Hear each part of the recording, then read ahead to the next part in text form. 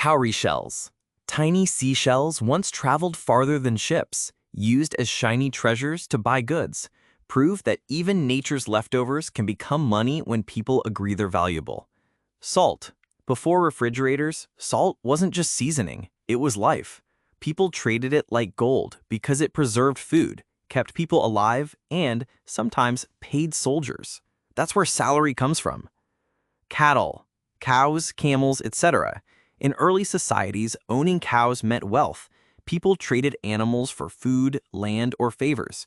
The richer your herd, the richer you were. It was money on four legs. Gold coins. Gold shine enchanted empires.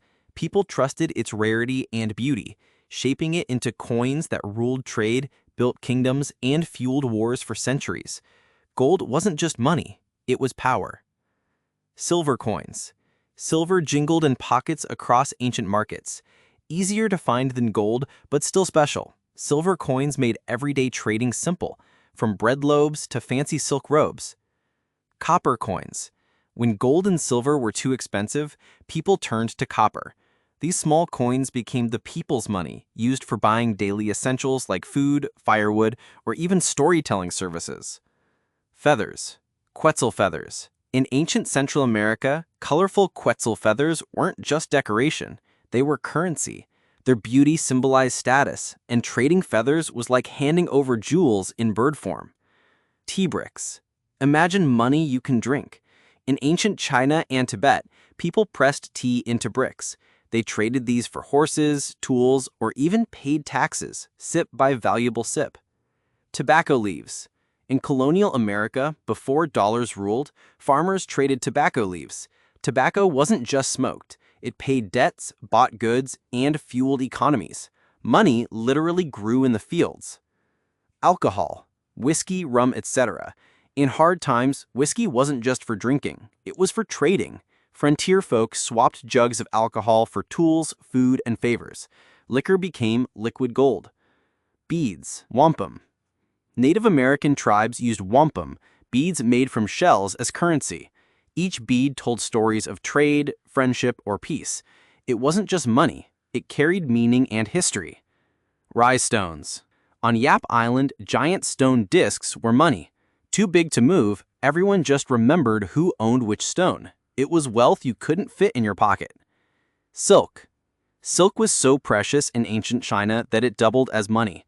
Rolls of silk cloth paid soldiers, settled debts, and crossed continents along trade routes shimmering like rivers. Grain. Wheat, barley, etc. Before coins, people traded grain. It wasn't just food, it was survival. Grain filled bellies and storehouses, so trading sacks of it meant trading life itself. Iron bars or rods. Long ago, before coins existed, iron bars bought goods. They were heavy, but strength was valuable. These metal rods could be money or melted down into tools, double-purpose wealth. Leather, Russian yuk money.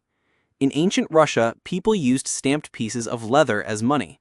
Soft to touch but hard in value, leather currency paid taxes, bought goods, and carried authority. Fish hooks. In island communities, fish hooks were life. They caught food and caught deals. People traded hooks like coins, proving sometimes the best currency is what keeps you fed. Ivory. Ivory from elephant tusks was rare and precious. It became trade currency across Africa and Asia, symbolizing wealth, power, and sometimes, sadly, conquest. Spices. Peppercorns. Once worth more than gold, tiny peppercorns traveled thousands of miles. Traders used them to pay rent, buy goods, or settle royal debts. Imagine paying your bills with spices. Weapons. Arrowheads, knives, etc. In ancient times, weapons were currency too. Sharp tools meant survival, so trading knives or arrowheads was like handing over life-saving cash.